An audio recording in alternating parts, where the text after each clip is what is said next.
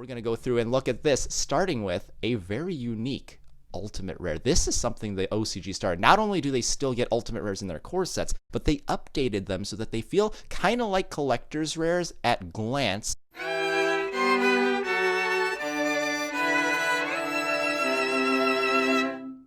Hey everybody, this is JDGaming, back today with kind of a mail day video here. I'll kind of do updates and stuff regarding the channel after the end of this stack here. Want to share that first. In light of what's been going on, I wanted to buy a bunch of OCG cards, and you'll be able to see how nice the things are over there versus TCG. Real quick, looking at the back here, this is one of the reasons why we have to play TCG cards. If you're playing, English copies or German or French or Italian, those all have the same English Yu-Gi-Oh logo on the back. This is the Korean logo, and the Japanese one's different still. It's kind of like the English one minus all of the Yu-Gi-Oh trading card game English text on there. They're marketing it that way, right? So they put different logos, and you can't play them because you could potentially see these through a sleeve that's not dark enough or thick enough. Yeah, we're gonna go through and look at this, starting with a very unique ultimate rare. This is something the OCG started. Not only do they still get ultimate rares in their core sets, but they updated them so that they feel kind of like collector's rares at glance. Not only do you have the glossy center here, kind of like a premium gold, maximum gold card, you still have the ultimate rare dimpled texture. In fact, let me pull this out of the sleeve. So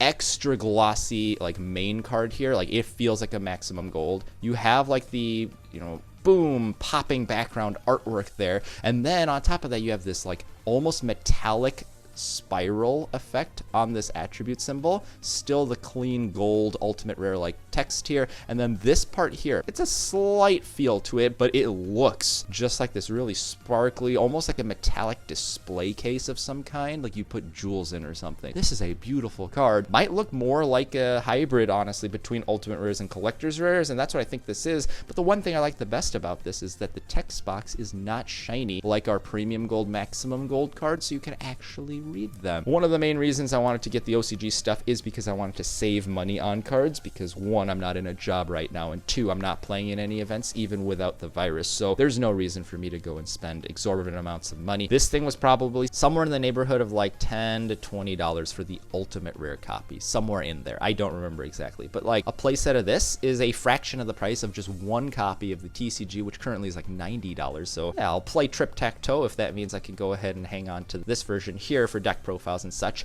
Similarly, we have an ultimate rare version, which again, we don't even get, of our Phantom Rage boss monster, 𝕿𝖆𝖇𝖑𝖊 Zeus, and you can really see he's bam, I'm here. Look at that artwork there. All of the little rank stars are also in that kind of metallic spiral, almost like a wheel on a really fast car. So that's really, really nice there. I bought a second one for my brother here, but you can see this is just an ultra rare copy, just plain, simple, clean, classic look. It's just nice having variants, because now you open a box in the OCG, and just like old times in the TCG, you get this nice looking card, but then you could get a higher rarity. There's the thrill of you don't know which one. You can kind of see there's this nice matte gloss effect on the OCG cards that just give them a better feel. If you've played Euro prints, or basically anywhere that's not North American, you know what I'm talking about. TCG North America just doesn't care about quality, I think. It's just oh, there's no reason to invest in that, so they don't bother. But yeah, we have common link cross. OCG has this thing banned, obviously, so it's a good thing, I think, to hang on to these and sell my ultras so I can play the card, enjoy it, and when it dies, it's just dead. Then we have Nadir Servants in just regular rare. They do still have that rarity in the OCG, rather, not just for special sets. $5 a piece instead of $70. This is not $210. This is $50.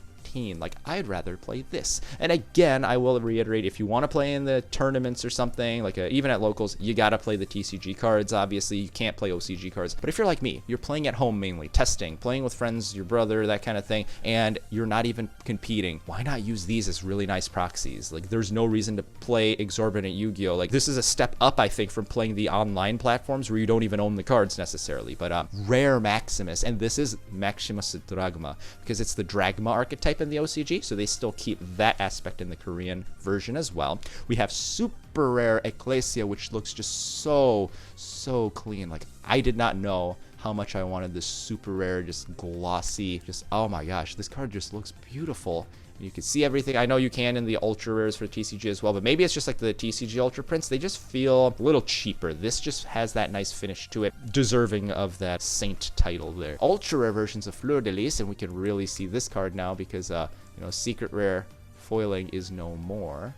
And you can still see it's like it's shiny at this angle, but then at this angle it has that matte gloss. It's almost like they incorporated the thing that like Ultra Pro tried to do in some other companies for their sleeves with that gimmick. They're already incorporated on the cards, which looks very nice there. 𝕿𝖆𝖑𝖊, the Ash Dragon. A lot of the supers can be secret rares or ultimate rares in this set. That's just how the OCG does things. Forbidden Droplet, for example, is a super rare, but you could also get that as a secret rare. I don't know if it comes in ultimate. I'm liking how dark green that looks. That looks so bold and gorgeous. The fact that it's not secret rare means it's not a million droplets raining down. It's just the one droplet as the lore is supposed to have there. Very nice. This is 15 a piece versus 90 a piece right now in the TCG. Kirsus. This I wanted to play in some kind of weird power tool deck, almost like a 𝕮𝖊𝖊𝖓𝖙 spinoff. I may at some point, I don't know. I kind of got interested in other decks and fell out of the game for a month or two. That's why I kind of didn't. Who knows? Maybe I'll be able to play around with these guys now. Magician Souls, I needed to pick these guys back up because like the week before they announced the Blazing Vortex Metal Foes, I sold these because they were like 90 a piece at the time. They're still 80 now, but I mean, I need these for Metal Foes. If you play this on 2 combination, oh my gosh, you get so much advantage. This card will probably come back in Legendary Duelist Season 3, honestly. Like, we already get a Season 2 this year. I'm not keeping track, so I don't know if it's been a half year or a full year or something along there, if there's a pattern on when we might get a Season 3, but I think within the next year and a half, we'll probably have reprints of this, and at that point, I may pick up the TCG variants, but for now, I definitely wanted to have access to an official version of the card. So now it's update time. First of all, if you want to purchase any of these cards or other OCG cards, I am not sponsored or partnered with this guy, but in the description box, I have a link to the eBay seller 𝕿𝖆𝖊𝖑𝖑. He's the guy I've been buying stuff from for ages now, like years, literally. If you've seen OCG products on my channel, chances are I got it from him. Not everything, but like, I want to say 90% of the stuff I got at least is stuff from that guy. So definitely check him out. He does charge at least $10 or so for shipping per item, the way eBay's set up, unfortunately. So if you do want to get his stuff, reach out to him, you know, send him a message, send him an invoice request. He will be willing, most likely, to do combined shipping if you're making it worth his time by buying a couple things. I mean, I asked him, he was very nice. I tried reaching out to him actually in Korean, and he's like, oh, don't worry about it. Your translation's good, and smiley and stuff. He's just a cool guy.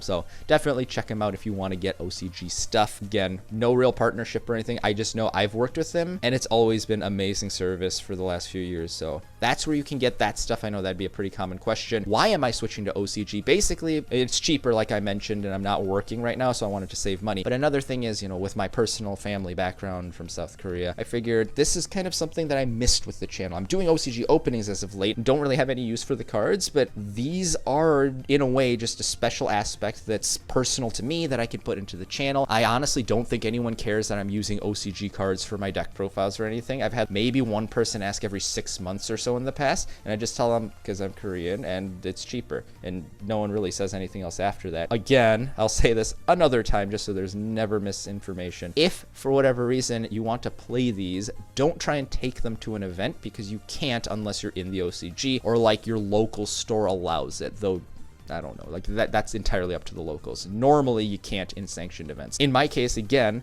even without any other, you know, issues, I'm literally just playing at home, playing with my brother, and then testing stuff online on simulators. So this is just the next step up from those digital platforms. I think I can actually have the cards in person, play around with them. I could still read them, although I probably read at the speed of like an elementary schooler as far as Korean goes. Still doable for me at the very least. Like, I can read a card in Korean and understand what it means at the very least. So there's that going for me here, and heck, maybe it'll be a way I improve in the language as well. And then one more thing I'll say, one last thought here. If you like these OCG things here, obviously I have openings on the channel, but coming very soon, probably this week, I'm planning on uploading a video where I go and look through my old OCG cards that I put away when I switched back to TCG, dig through those and pull out the things that I want to use, and you'll be able to see a lot of the different rarities for similar cards to these as well, for things that you may never have have seen the OCG variants for. So if you like OCG or you want to learn more, that'll be a fun little thing. I realize that video style is more like what people do on stream, but I'm not going to set that up or anything right now. So it'll be a video, but you know, come hang out, I guess, watch it, comment on the section there, have a good time, enjoy all the fun stuff that we'll be digging through. It'll be kind of like a mega pack opening where I open tins worth of packs, and there's going to be a high concentration of rare cards from the OCG there as well. So that's pretty much everything I have to say. Hope you guys enjoyed this little update and comparison of OCG versus TCG here. This is JD Gaming, and I'll see you guys next time. That's it for now, but feel free to grab one of these videos on your way out. If you really enjoyed what you saw today, remember to subscribe to JD Gaming for more Yu-Gi-Oh videos. Thanks guys, this is JD Gaming. Hope you guys enjoyed as always, and I'll see you guys next time.